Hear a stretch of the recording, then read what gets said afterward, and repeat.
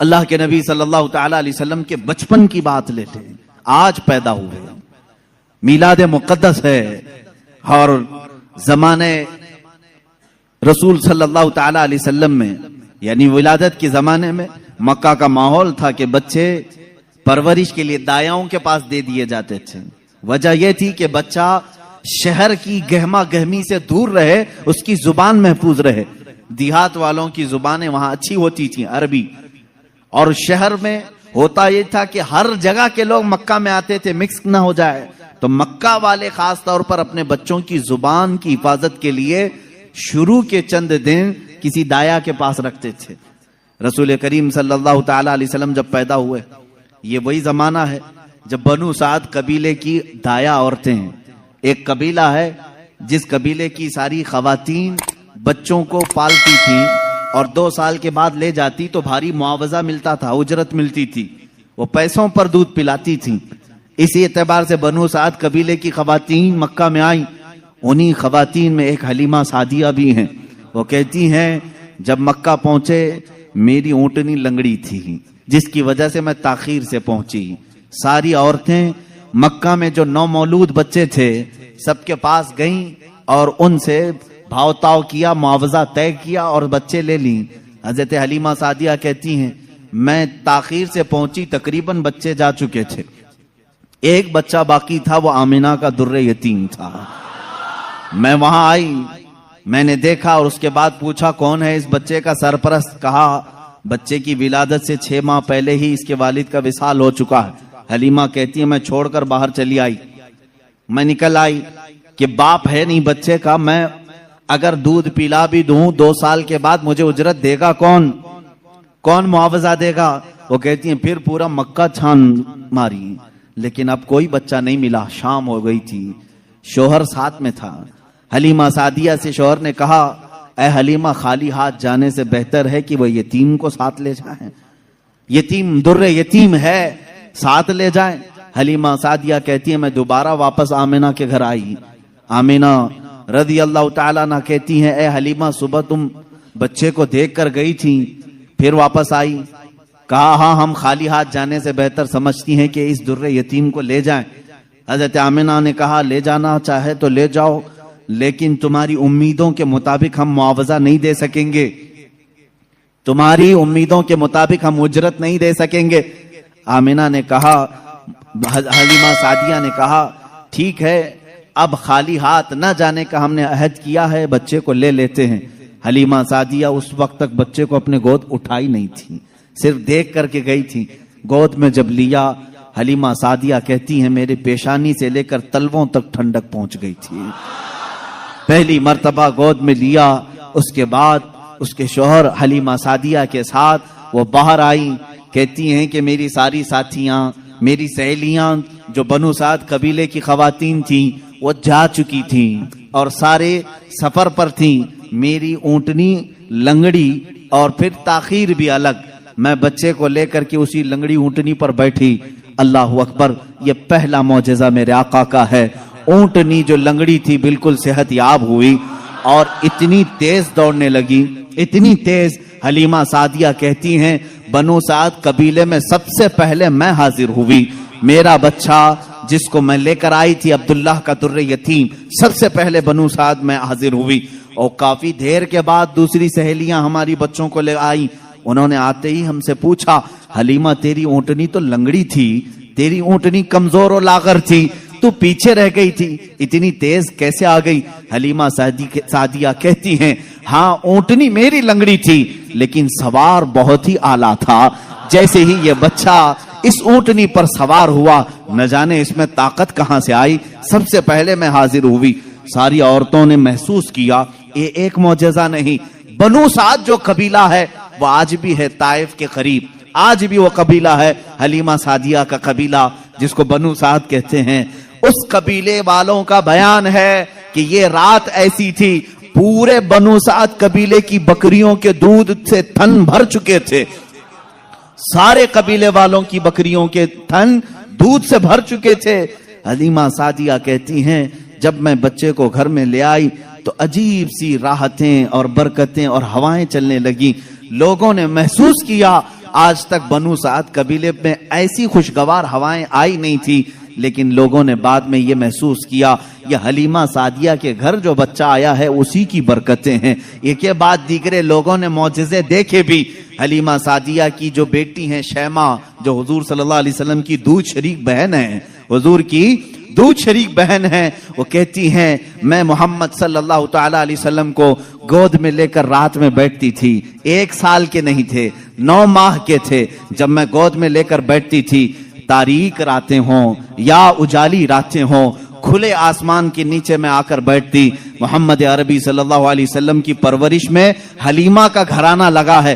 کہتی ہیں ہم مالدار نہیں تھے، کھیل کھلونے والی چیزیں ہمارے گھر نہیں ہوتی تھی، لیکن شیمہ کہتی ہیں جب محمد میری گود میں ہوتے، رات کو 14ویں کا چاند چمک رہا ہوتا اور محمد صلی اللہ علیہ وسلم گود سے انگلی کو یوں اٹھاتے، چاند ادھر چلا جاتا، کبھی چاند ادھر جاتا، گود میں انگلی جس طرف کرتے وہ چاند ادھر ہی جھک جاتا تھا۔ اعلیٰ حضرت امام عشق و محبت فاضل بریلوی رضی اللہ تعالیٰ عنہ یوں فرماتے ہیں چاند جھک جاتا ادھر، انگلی اٹھاتے مہد میں، کیا ہی چلتا تھا اشاروں پر کھلونا نور کا، کیا ہی چلتا تھا اشاروں پر کھلونا نور کا، صبح طیبہ میں ہوئی بٹتا ہے باڑا نور کا، صدقہ لینے نور کا آیا ہے تارا نور کا۔ عزیزان گرامی، کھلونا بنا ہے کون؟ جس سے پوری دنیا آج تک کھیل نہ سکی، وہ محمد عربی صلی اللہ علیہ وسلم کا کھلونا بنا ہے۔ یہ میرے آقا صلی اللہ علیہ وسلم کے معجزات گود کے معجزات ہیں، گود کے معجزات ہیں۔ اب میں یہاں پر ایک بات یہ بتانا چاہتا ہوں، ان لوگوں کے ذہن کو میں صاف کرنا چاہتا ہوں جو لوگ یہ کہتے ہیں حضور صلی اللہ تعالی علیہ وسلم 40 سال کے بعد نبی بنائے گئے، 40 سال کے بعد نبی بنائے گئے۔ بہت سارے لوگوں نے کتابوں میں بھی لکھ دیا۔ میرے عزیز بات کو سمجھا کرو، نبی بنائے گئے یہ جملہ توجہ، اور ہمارا عقیدہ یہ ہے 40 سال کے بعد حضور نے اپنے نبی ہونے کا اعلان فرمایا۔ نبی بنائے گئے الگ چیز ہے، وہ نبی کب بنائے گئے تھے یہ خود رسول پاک سے پوچھو، آپ کب نبی بنائے گئے تھے؟ ان کی کتابوں سے نہ پوچھیں گے، ہم حضور سے پوچھتے ہیں۔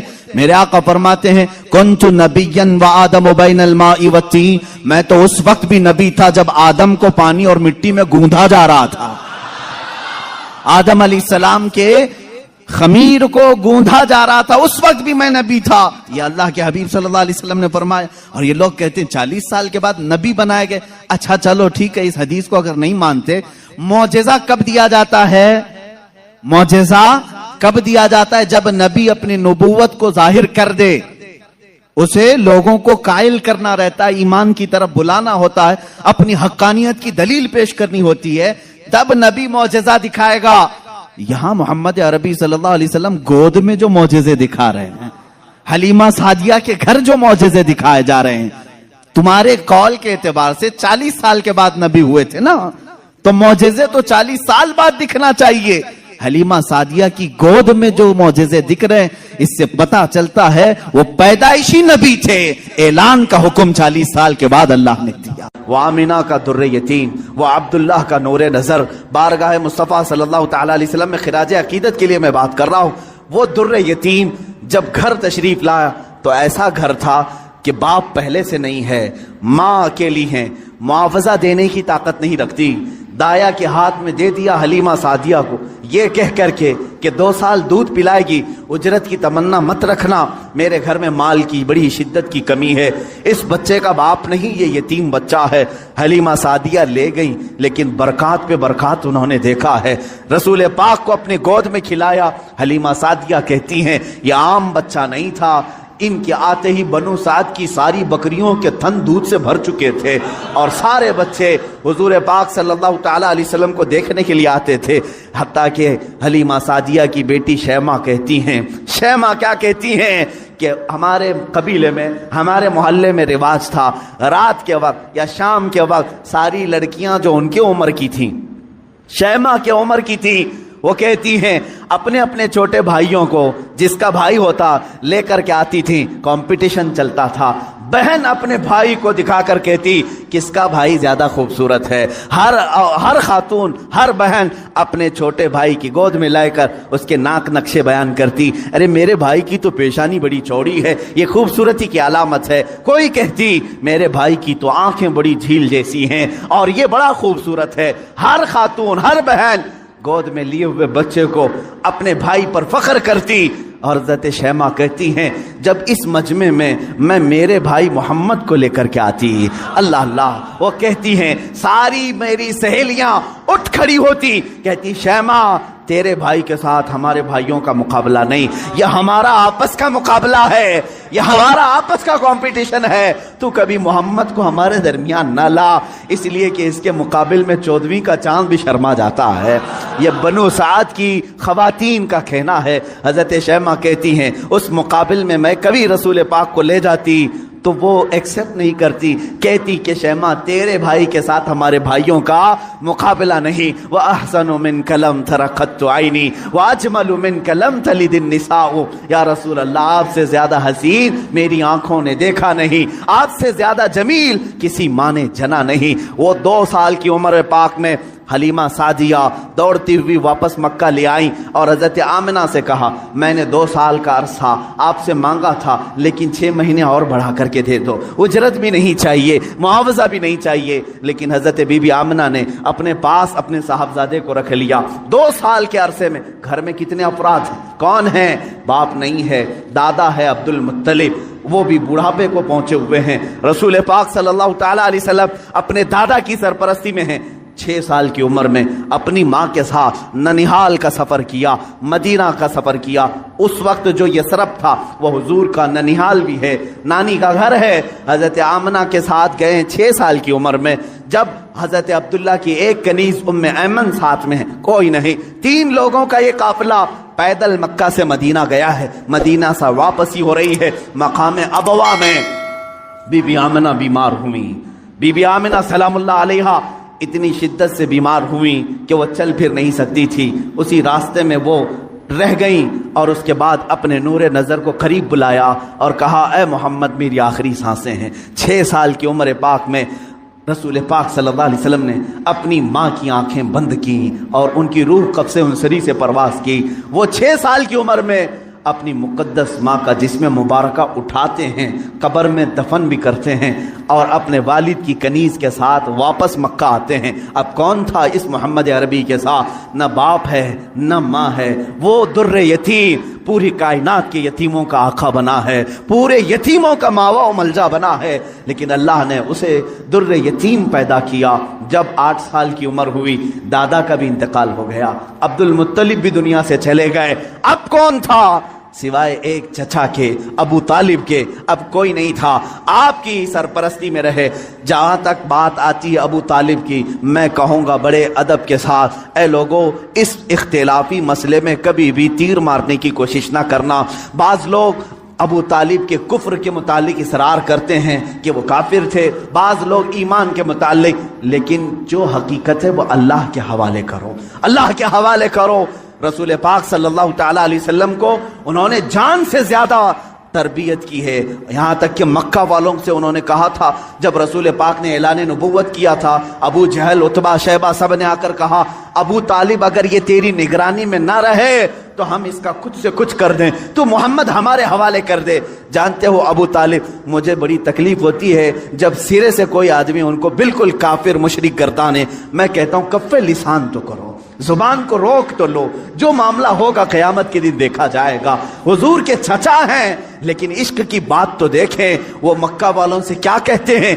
कोई मोहब्बत करने वाला ही ये जुमले कह सकता है। मक्का वालों से उन्होंने कहा ऐ मक्का वालों सुन लो, तुम अगर मेरे एक हाथ में चांद रख दो, दूसरे हाथ में सूरज रख दो, तब भी मैं मोहम्मद तुम्हारे हवाले नहीं कर सकता।